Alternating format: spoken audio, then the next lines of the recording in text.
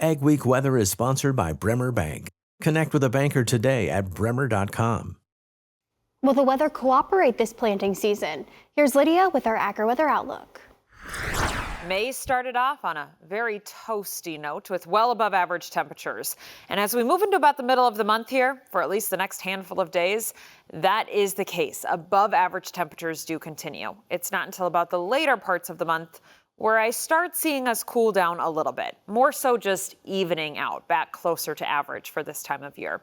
Still mostly dry. As we get into the middle to late parts of the month is when we have a few more rain chances moving in. And of course, this time of year, some of that can come with severe weather. So we'll start listening for thunder, watching for lightning, could have some hail and gusty winds that come along with any of those cells that do pop up.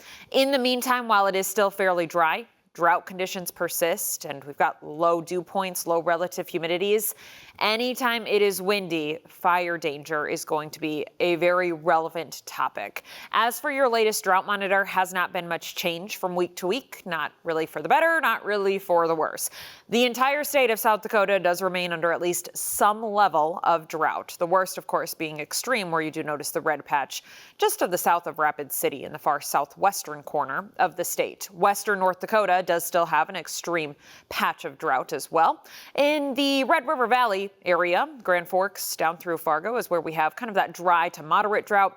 And then the I-29 corridor from southern North Dakota all the way down towards Sioux Falls, mostly in that moderate drought where you notice that tan color. And I don't have much for precip chances as we head into about the following week. It's later into May where I start signaling for some more precip, which would be great. Because as we talked about last week here on Ag Week, drought makes drought. So if we can break that pattern, that is better signals and better chances for rain as we head into the thick of growing season.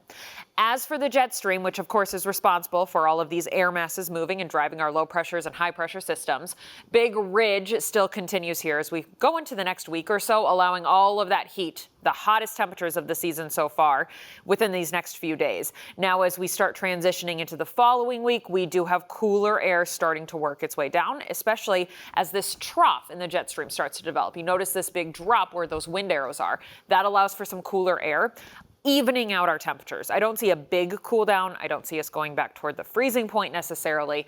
We're just getting a little bit closer to average as we go to the middle to the late parts of the month of May. With that ridge in the jet stream slowly transitioning off to the east, so do the above average temperatures, this time bullseyeing over about the Great Lakes toward the Chicago area. We still have above average temperatures here in the northern Great Plains as we go throughout the next week or so.